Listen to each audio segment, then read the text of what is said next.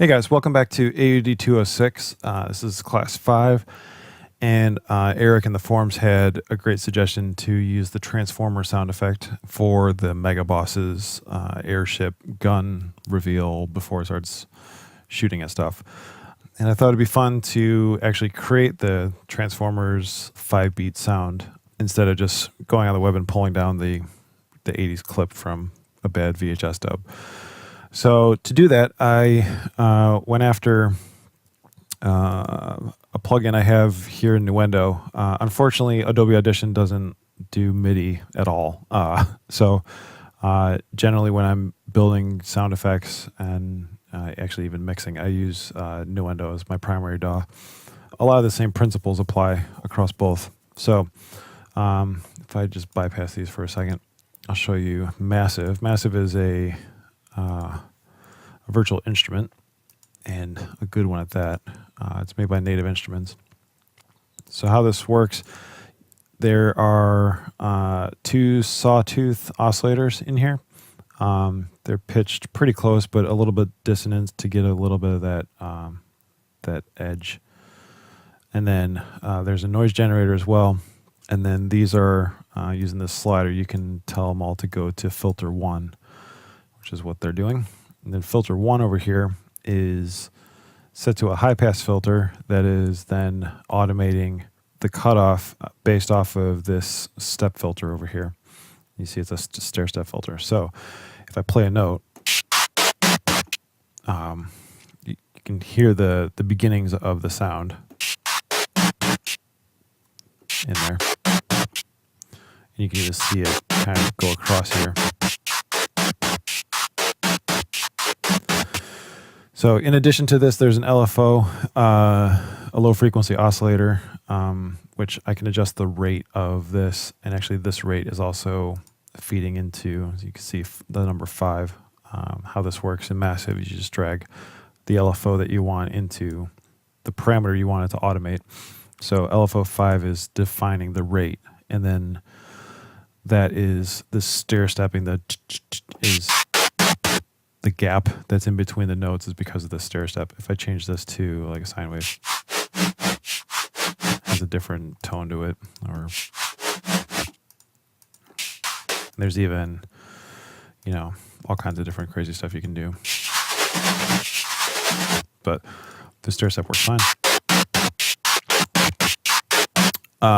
Okay, so then this filter.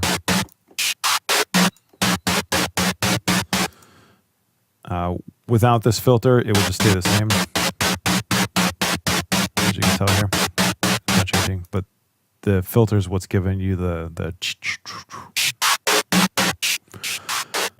All right, so then the output of this is then feeding a couple things. First, it's feeding a vocoder, which is where that's where we're getting that sound from. And I built a preset here, and I'll give you guys these presets as well if you have Massive, or if you want to buy it and play around with it. You'll need something like Logic or Nuendo or Cubase or Pro Tools in order to use it, because it needs a MIDI input source. But regardless, I'll give you this Transformers RP preset that I made, and then this is a pretty decent vocoder, this Matrix 2.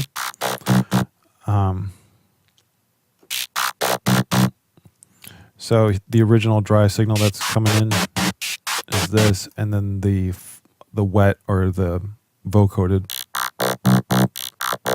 So I'm doing a blend between the two to kind of pass some of that.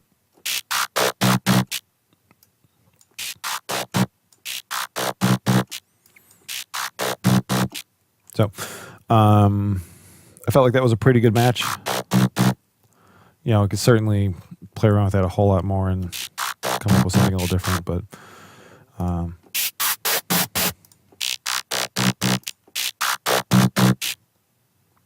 yeah. So the vocoder is what gives you a lot of that kind of computer voicing. Matching it 100% to the 80s version is a little difficult because each vocoder brand has their own tone and style. It's almost like picking a different keyboard. So each vocoder, if you have Ableton Live, that has a good vocoder within it, and you can get a similar sound to this, but it's going to be different. So each vocoder sounds different. And then I'm just doing a little EQ on the end here, just a little high pass filter to clean up some of this bottom rumble if it's kind of farts out if it's not in there. So yeah, so let's just record this in. Here we go. So there's a little bit of a glitch there at the end that we can do. And then the nice thing about this is, so if I play this, all right, so then if I reverse this,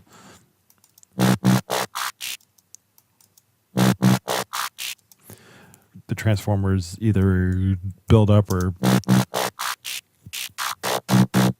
So, all right, so I'm just going to bounce that and we'll rename this. We'll call it Transformer SFX RP. And then I'll give you guys this file as well to work with in the session. All right, so let's switch over to Adobe Audition. So I'm going to go ahead and save this out as a new file to start us here. We'll call this mix. And then I'll pick our class 5 files just to get that in the right spot. All right, say save. Okay, so now we got that set. Let me bring in our transformer sound. So import that from our class 5 files, transformer, and say open.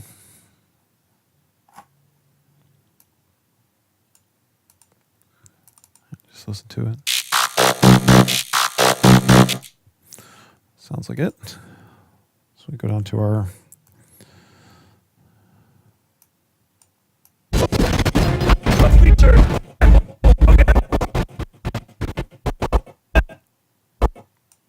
think that'd be a good spot for that.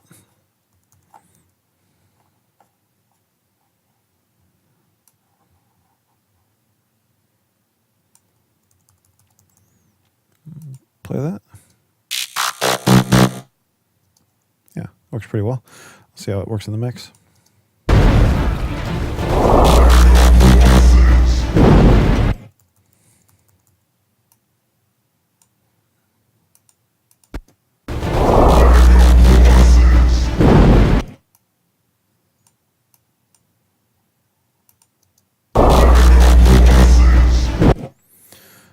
The other thing I just noticed is that garage door open on it. That could be fun to add in.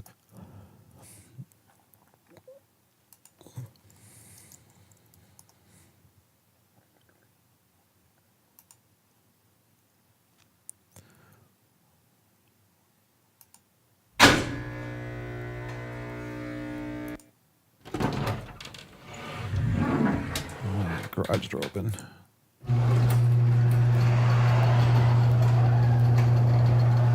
Yeah, something like that.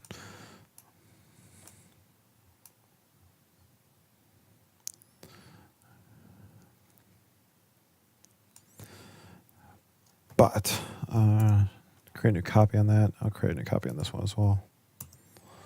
I think if it's too big of a file, so let me just delete some of this stuff.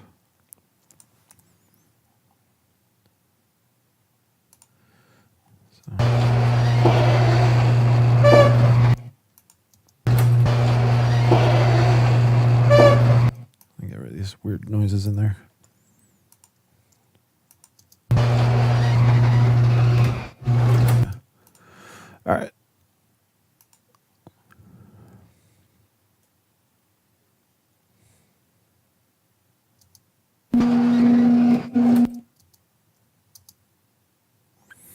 Let's see what this sounds like. Timing works out pretty well too.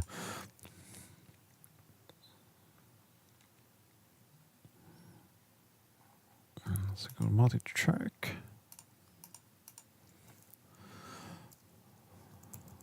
Shorten the file in the waveform editor, but that's okay.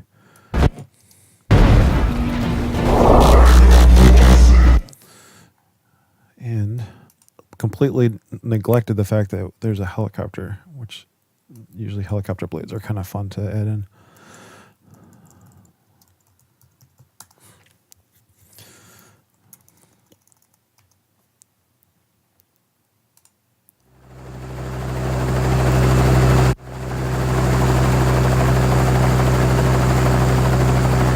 Yeah, we'll do that. Apple Shift C to create a unique copy.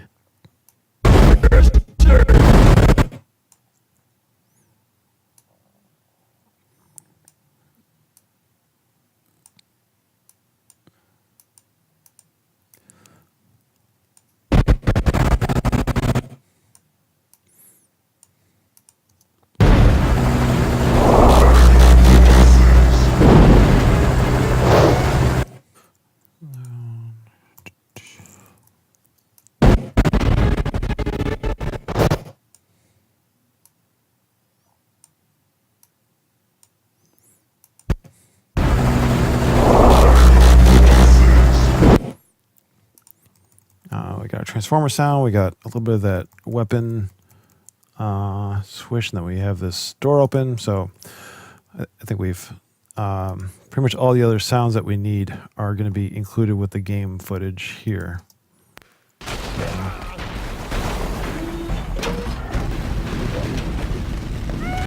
Yeah, so we're just supplementing a little bit by adding in some sounds. Okay, so one of the first things we need to consider is where this is going to be shown.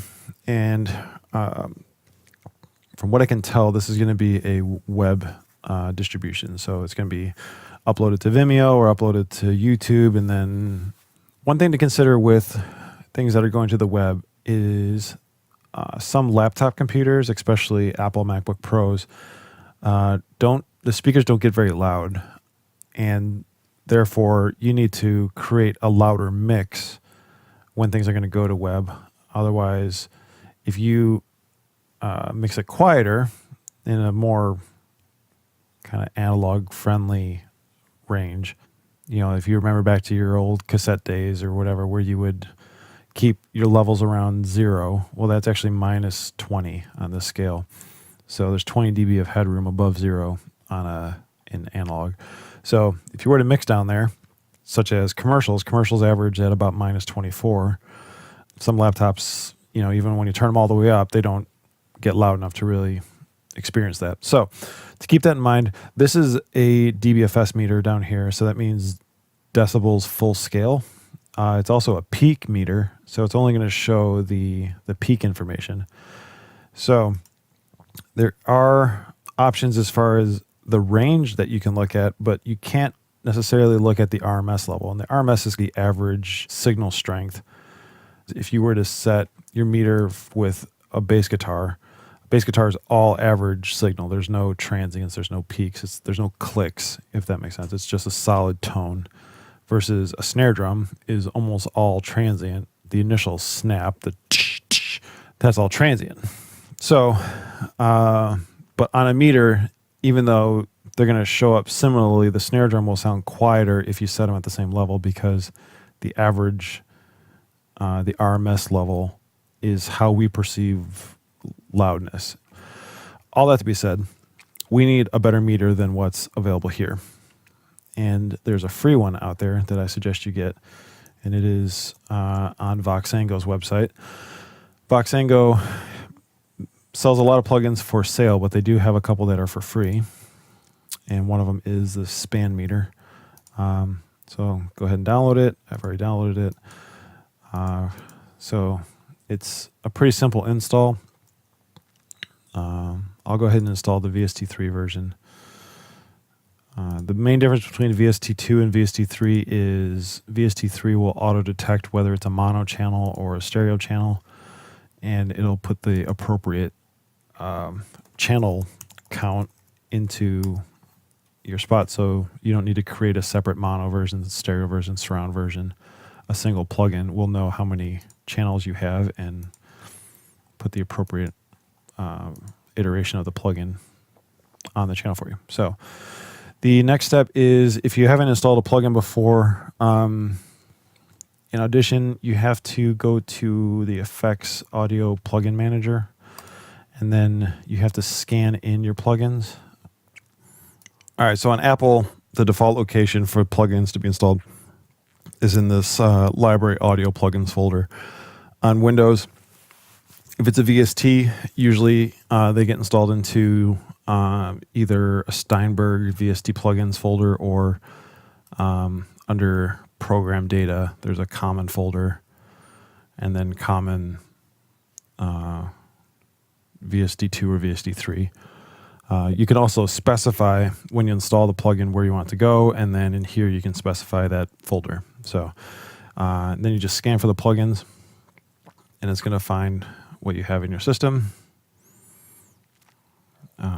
And hopefully, if all goes well, span will show up. Say OK, and then what you need to do is go down to your master bus. So what we're actually going to feed everything through. Go to your effects rack. And then I like to put it in at the end of the chain. So we'll go to VST3, Analyzer, Vox-Ango Span. And then by default, it's going to give you the full scale readout of dBFS. So we'll switch that over to K12 for now.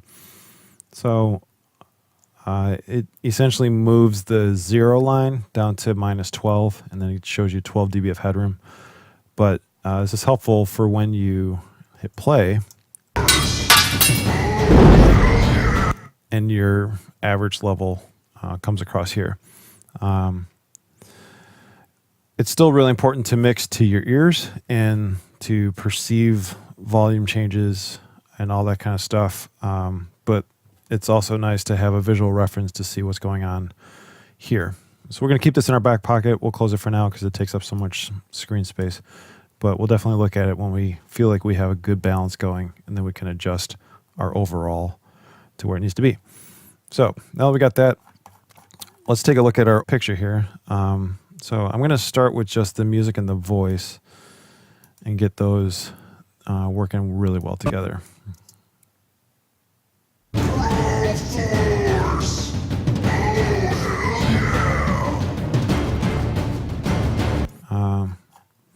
We have our voice channel that has all of this kind of craziness going on. For the time being, if I turn off the pitch shifter, just so we can get a sense of what most projects that you would work on won't have a pitch shifted voice. So. Pro Force! Oh, hell yeah! One of the first things I usually do is ride the volume automation of the music around the voiceover track. I'll go ahead and drag our music bus up to where the voice track is so we can see what we're doing. Any day now.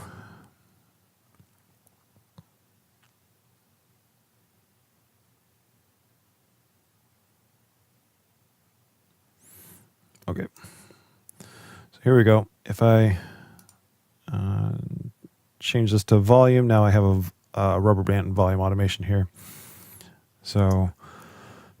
Pro Force! Oh, hell yeah! Okay, so we got this volume automation here. What I generally do is I'll park the cursor at the end of the word and then tap in a couple keyframes here. And so we're in here. This just works for me. The rise and fall around the words usually works out pretty well. So 3 dB of push in between words seems to work out pretty well for me. So. Oh, hell yeah! So it feels pretty natural that it starts climbing as the word falls off, and then.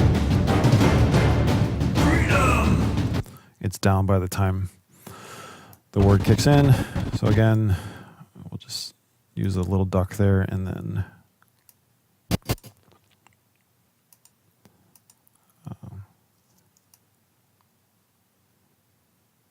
this isn't totally perfect. You have to listen and make sure that you're getting out of the way of the words.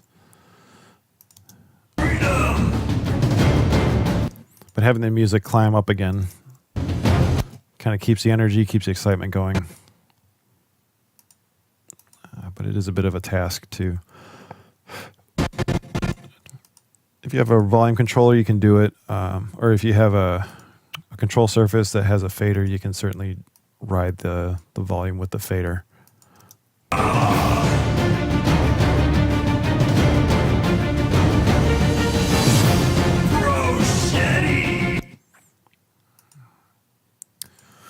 And then a couple more down there. So I'm holding down the Command or Control key on Windows to select multiple points. And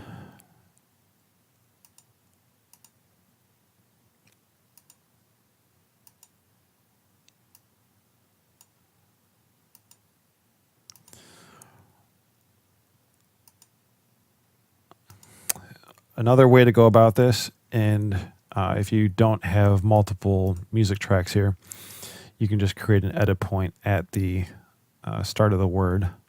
So if start of the word here, create an edit point, and then actually draw in a crossfade around the word. And then you can change the volume of the incoming clip, and then it'll fall off into the second clip here. So that's just another way to do the exact same thing. Sometimes that's quicker, but in this case we have two files feeding our music bus. And certainly when we get to doing sound effects, it would take forever to do that kind of work. So we'll continue forward with this. However you go about it, the gist is to, there's a million different ways to adjust the volume in here. You can do it with plugins. You can do it in the effects rack. You can do it under the properties. There's basic settings. Clip gain here, which is different than the volume here, which is different than each individual track's volume automation. So there's as many different ways to adjust the volume as you want to use. I just find that feeding the group of clips to a bus and then doing this once to the bus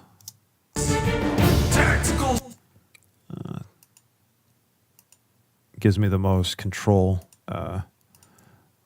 when I want to do one procedure to the whole track. All right.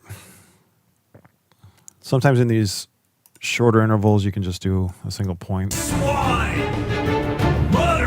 Zipline! Oh, we have our beep there, but that's fine. That'll work.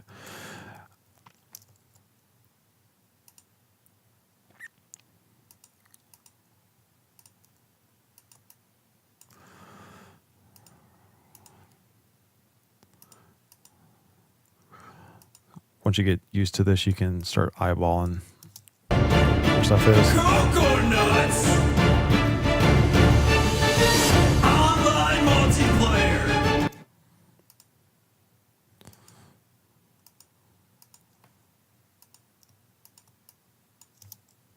In all this... Such language.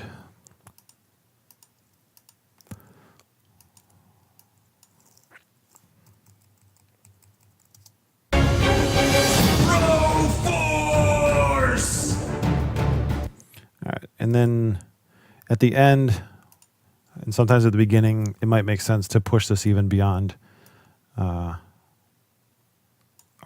0. We can give this an extra push up to clear the end.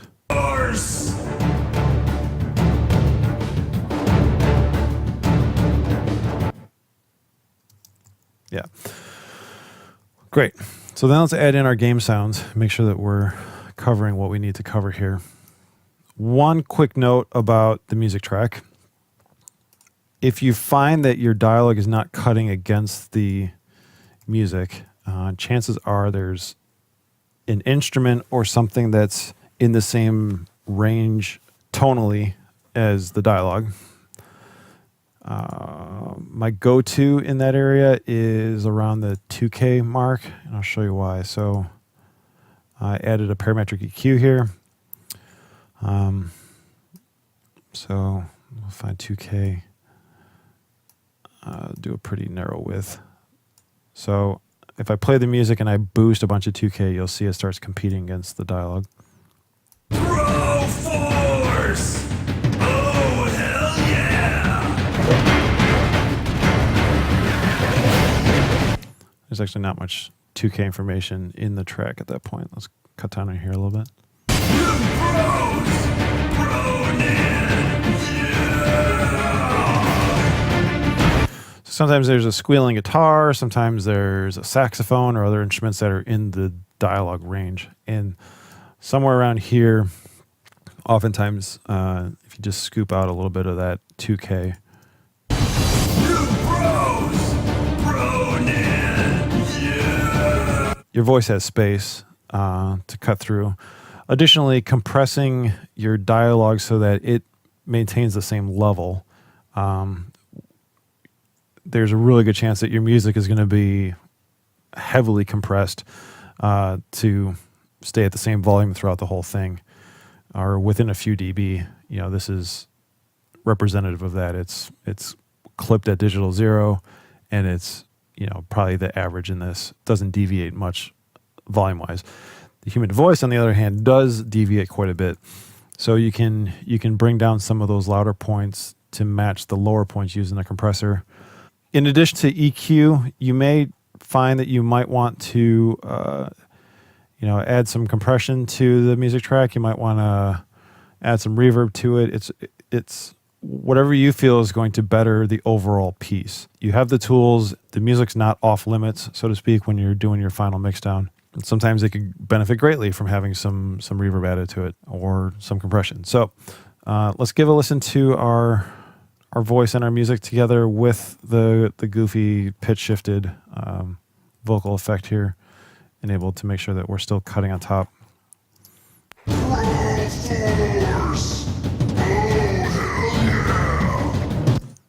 right, let's take a look at this again. So I think I'm just going to ease off on that Q some to get a little bit more highs going.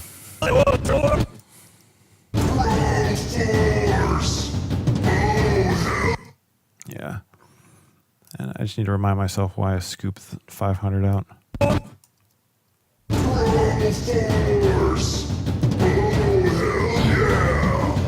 Yeah. Just sounds kind of tubby without that in there.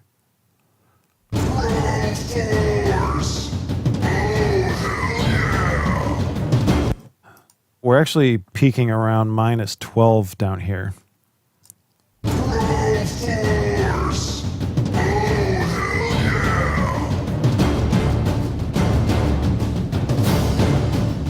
So again, you can see the peaks are staying pretty close to where they need to be. Let's go down to that span meter on our master and just take a look at what the average is doing.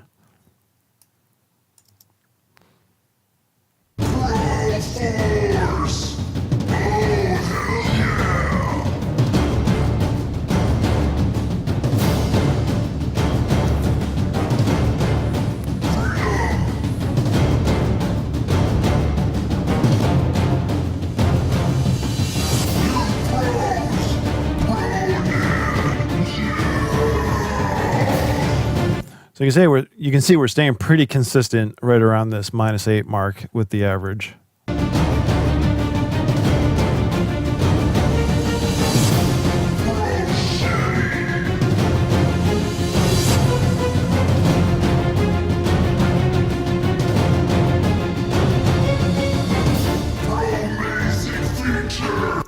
I felt like the music cut out a little too soon on that one. So let's take a look and see what's that's about.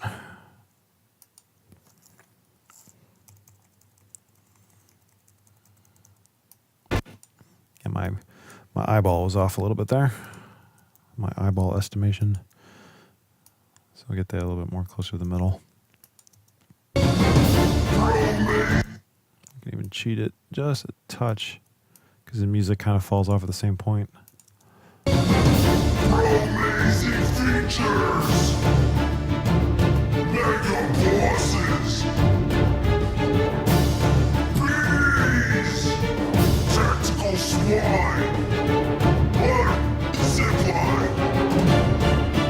Coconuts. So this is going to our vocal bus as well. I think I'm going to slide this voice bus up here so we can make some adjustments if we need to.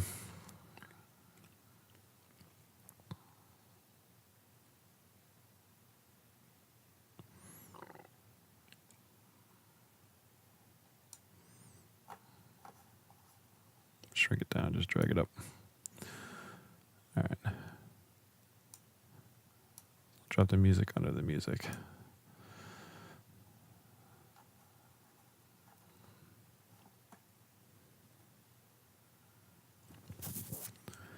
Give myself a little room. So if I needed to ride some volume of the dialogue, there's a couple different ways to go about that as well.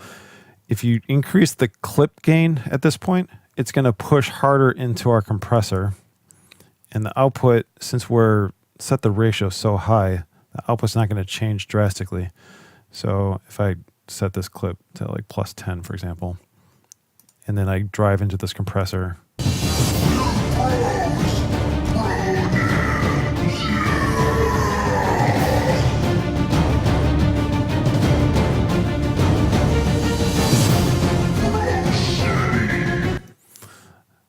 So you didn't really notice much of a difference, right? Now, compare that to increasing the volume of the output of this whole chain here. And I, turn up this overall, even just, it's like -6. So if I go to -3.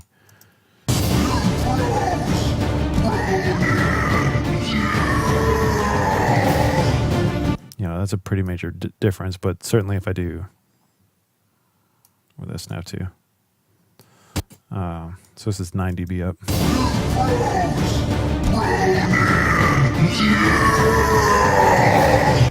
So where you adjust your clip gain kind of matters, especially once you start stacking effects in here.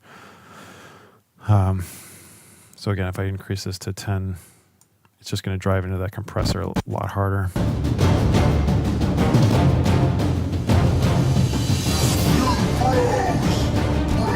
See, it's digging down to -18.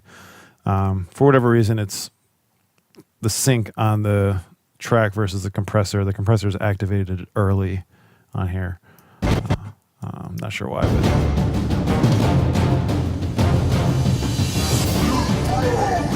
see how it's punching down to -20. So anyway, just something to think about, especially when you're mixing. Pushing into the compressor harder will give you more level. It'll also impart more of the characteristic of the compressor. It's going to get more of that pumpy sound, which in this case sounds good. It's what I'm going after. But if you just needed to ride on top of the music just a little bit, a little bump here and there on this bar, it's going to probably give you a little bit more of what you're looking for.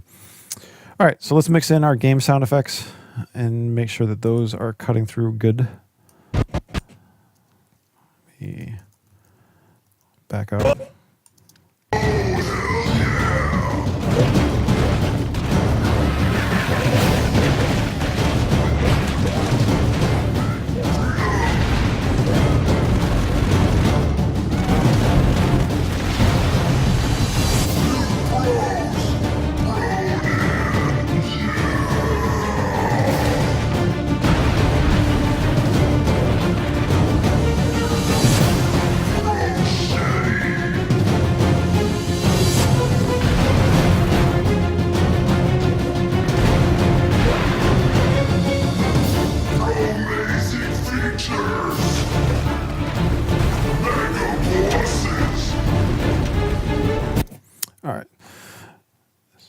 me grab my game sounds bus.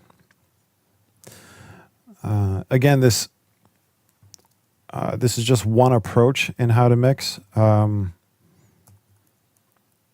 I tend to work this way because typically communicating the message, which is the dialogue, is typically the more important thing that needs to happen. And then the music can often be one of the more dense elements in the track. It's taking up a lot of spectrum of the sound, so bass to treble or 20 hertz to 20 kilohertz. There's music typically has a lot of dense elements within it, and it's already mixed. So getting elements to work within that space is important since that's what's provided, and we have to use it.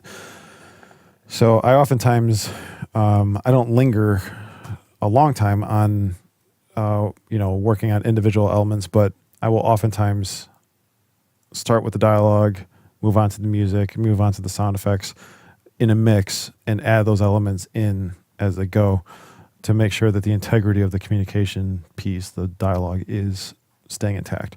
Now, we do have these game sounds here that they seem to be all over the place volume-wise, and I think this might be a good opportunity to use a compressor, not so much for the character component, but for just reining in the different volumes, because there's elements in here. Let me just kill the voice and the music for a sec. So this might be just to mute the sound effects down here for the time being. So if I solo the game sounds, this part right here,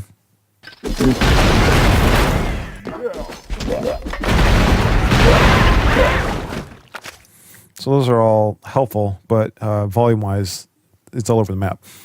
So if I take my bus here, again, if I had multiple tracks in here of game sounds, this would be helpful to group them all down to one funnel, so to speak. And I'm going to insert an EQ before here. We'll reset this back to the default. Just grab the default setting. And then let's grab a compressor. We can use that tube model one again. So what we're looking for is to clean up some of the spectrum. We have a lot of sub stuff going on in our own sound design, and the music has some low frequency stuff as well. So we kind of need to save some space down there for that. We need to represent the game sounds, obviously, but we have some freedom as far as how much of the spectrum we're going to give it. So I might bring this up to about 80 to start and see where that fits us.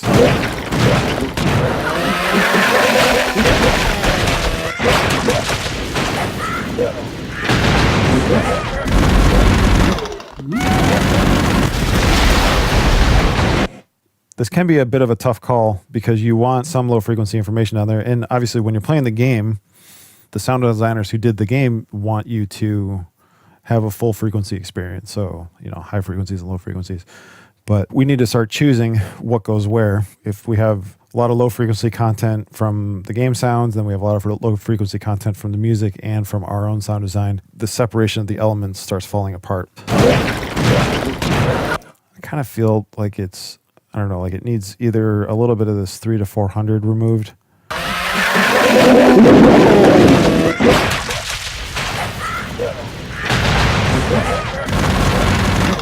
Oh, we're in that 96 mode again. So let's try that again.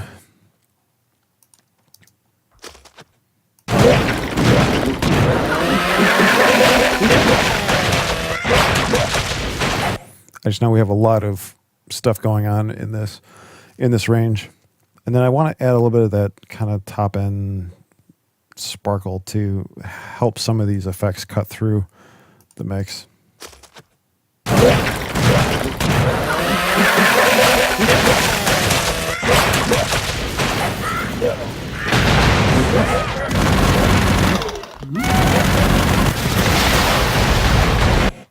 Maybe bring in some of that low again.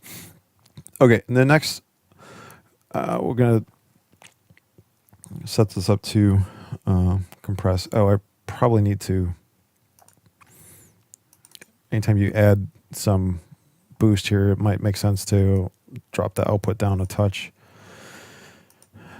so that you're not clipping. Go to a loud spot.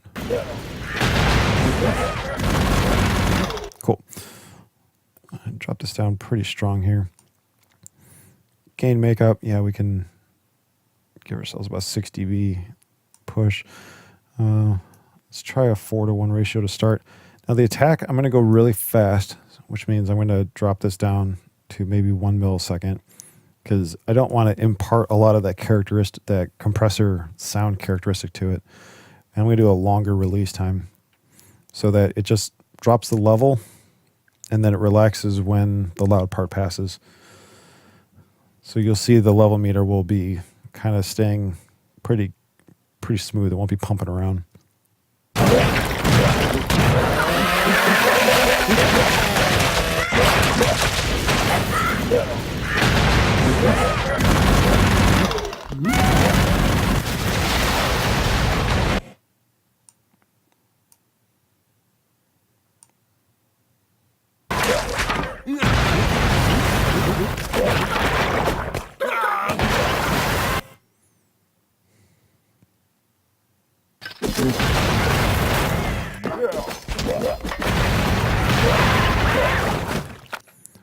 So that's a good example.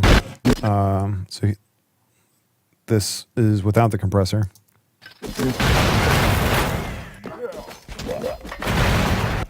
Actually, let me pull up that span meter. I think that'll be helpful.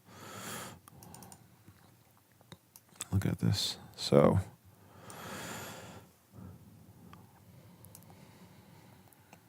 look at the section.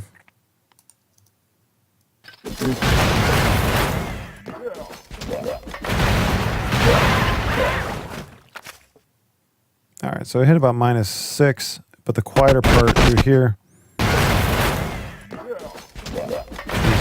way down to -26. So now if I turn on the compressor,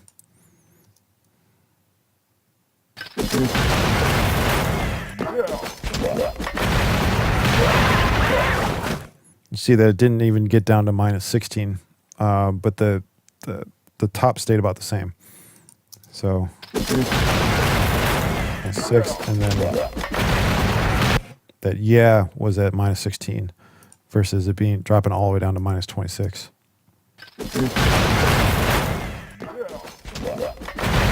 Let's get this to mix in here pretty good.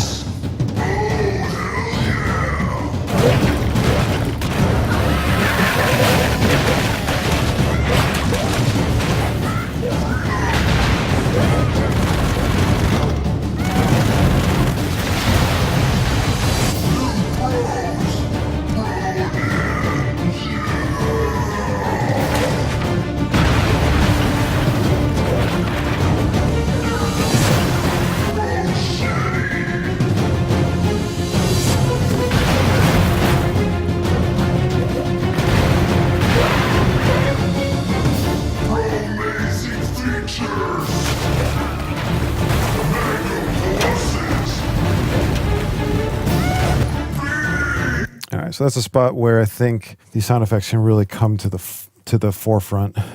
Sounds like I'm doing a medical ad. To the forefront of medical medicine.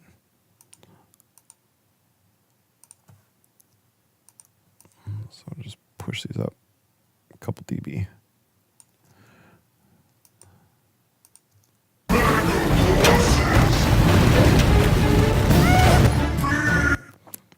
Now here's a case where the sound effects are split left and right. And in my opinion, I think it's a little bit too wide, actually. I think the gun is almost the center of the frame where the sound's coming out, but it's almost all left channel. And then this explosion that happens over here, that's pretty far right, but it feels like it's only coming out of the right speaker. So, I have to turn the compressor back on. All right, so to do that, Audition has a plugin called, under stereo imagery, called Stereo Expander. And how this works is you can make things go even wider if you want. You can go to 200% here. And if I solo this, you'll really hear the left and right. So super wide. But I'm going to drop it to 50% and see if that feels more in line with what I was hoping for.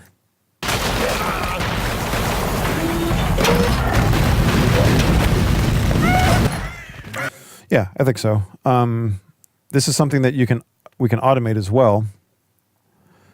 Under here, we can go to the stereo expander and we can put in the stereo expander in here. And if there's moments like this where it's just this section that I wanted to narrow it down, I can return this to 100 or thereabouts if it lets me. And that means it's going to stay the normal stereo width until it gets to this point, and